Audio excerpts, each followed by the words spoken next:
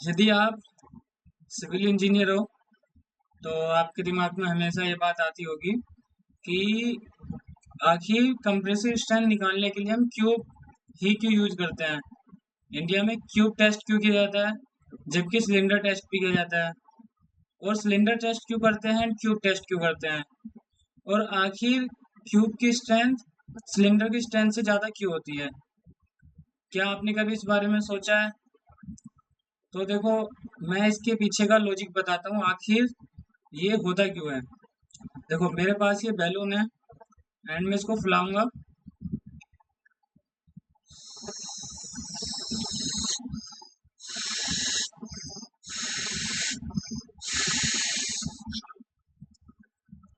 तो देखो, ये बैलून है, मैंने इसको फुलाया है।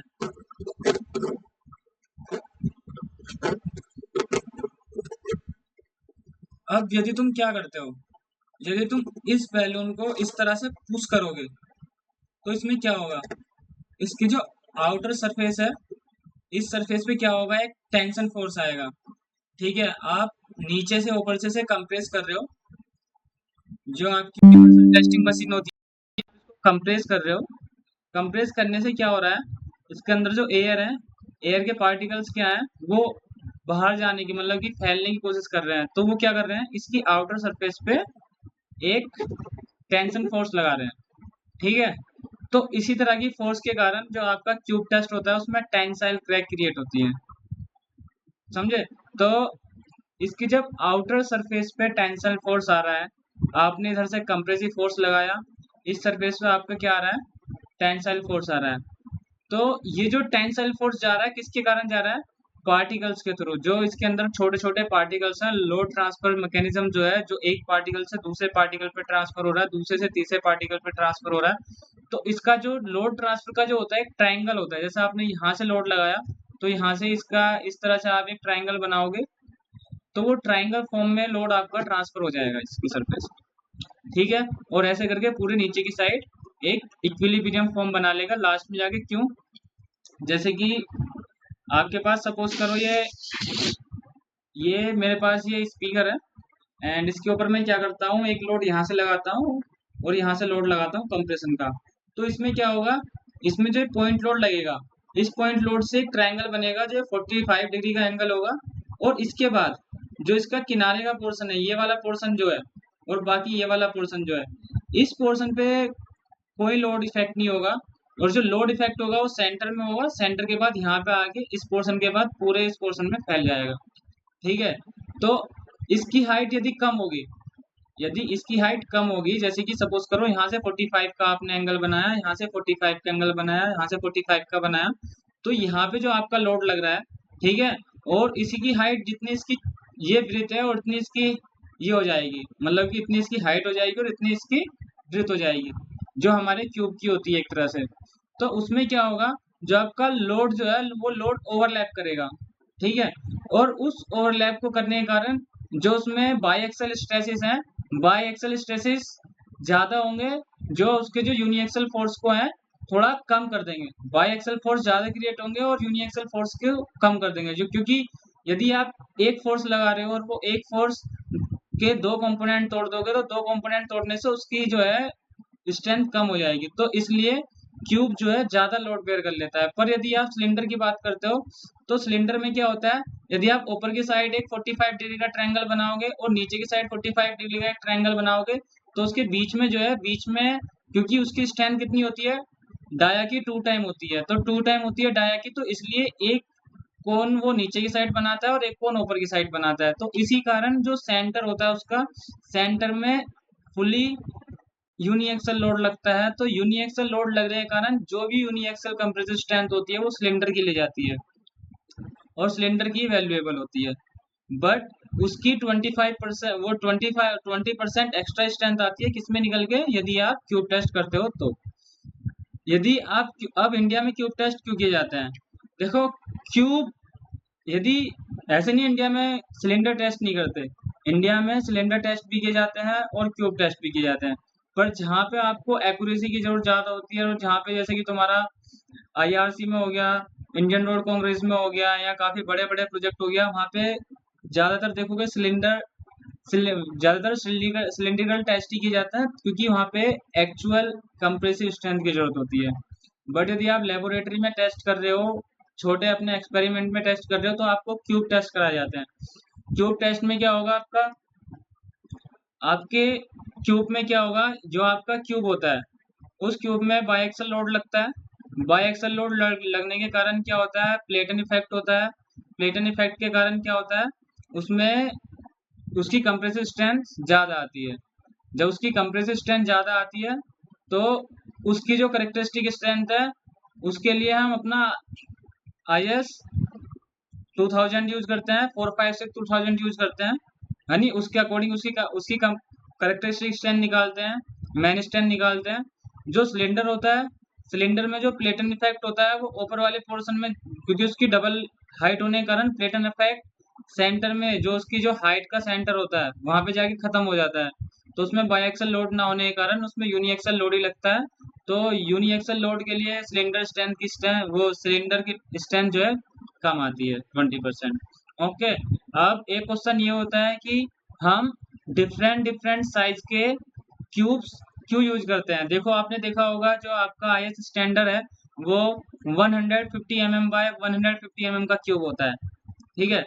बट आप कभी लैब में गए हो तो वहां पे आपको मोल्ड मिलेंगे कितने, 100 बाय 100 mm के मिलेंगे, 50 mm बाय 50 mm के मिलेंगे।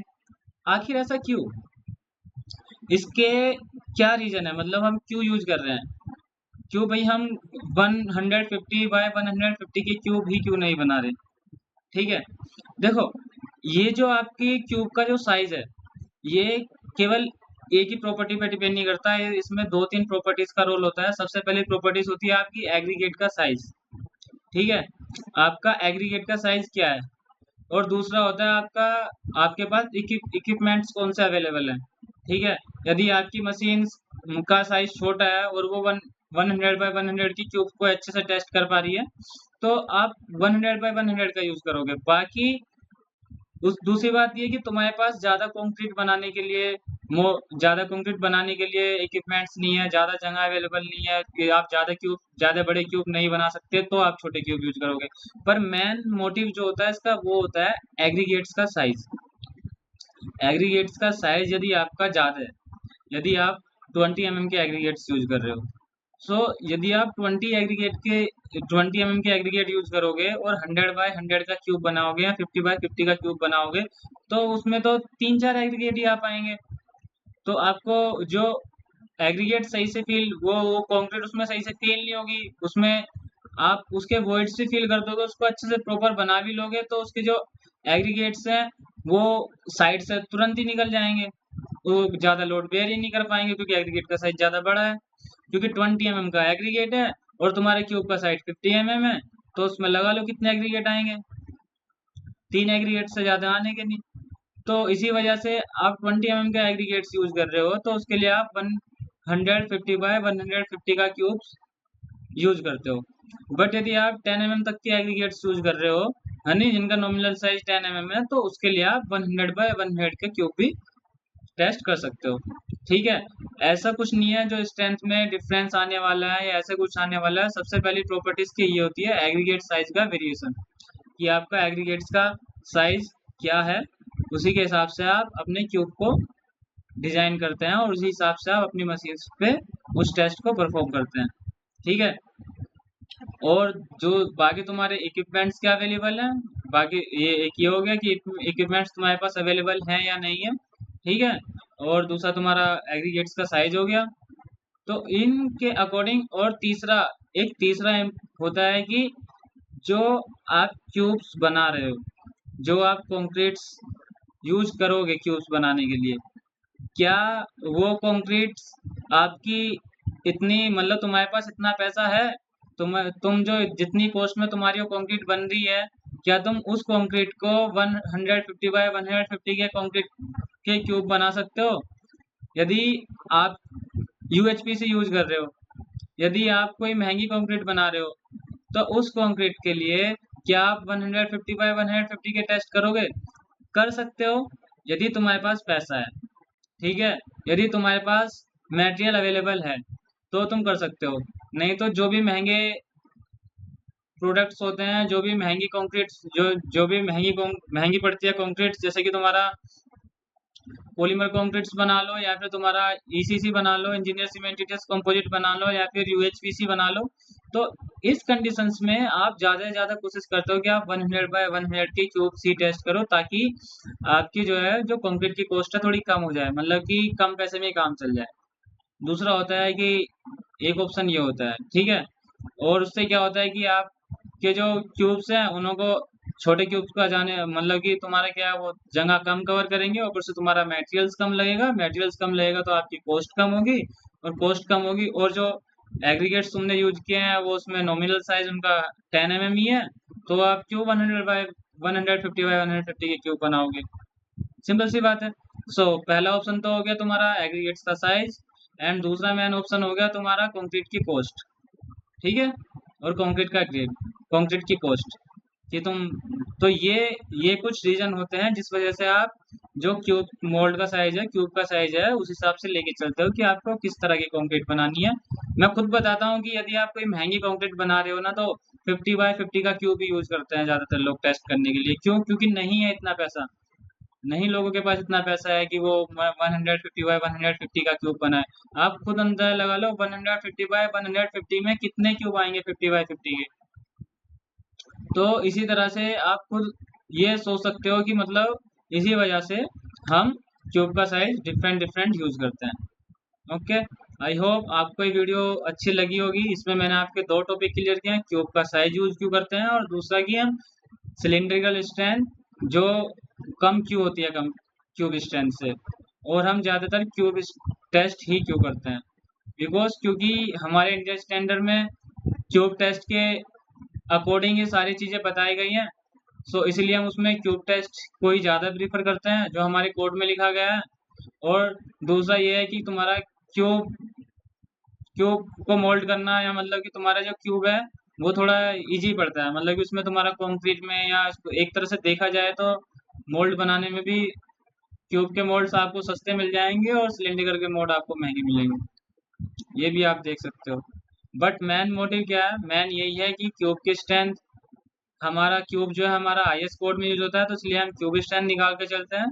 और क्यूब की स्ट्रेंथ सिलेंडर स्ट्रेंथ से कम इसलिए होती है क्योंकि जो आपका क्लेटन इफेक्ट होता है वो क्यूब में देखा जाता है, और इसके कारण क्या होता है उसमें उसकी स्ट्रेंथ, उसमें बाईएक्सल लोड लगता है, और क्या कहते हैं तुम्हारा जो आपके सिलेंडर होता है उसमें यूनिएक्सल लोड लगता है, तो इसलिए सिलेंडर की स्ट्रेंथ कम आती है और आपकी क्यूब की स्ट्रेंथ ज़्यादा आती है, ठीक है। और तीसरा, आप कि क्यूब, आप अलग अलग डायमेंशन के क्यूब क्यों यूज करते हो? क्योंकि आपका एग्रीगेट का साइज वेरी करता है, जैसे जैसे आपका एग्रीगेट का साइज वेरी करता है तो आप क्यूब की डायमेंशन चेंज करते हो, और यदि आपकी कंक्रीट की कॉस्ट वेरी करती है तो भी आप अपने क्यूब के साइज को वेरी करते हो।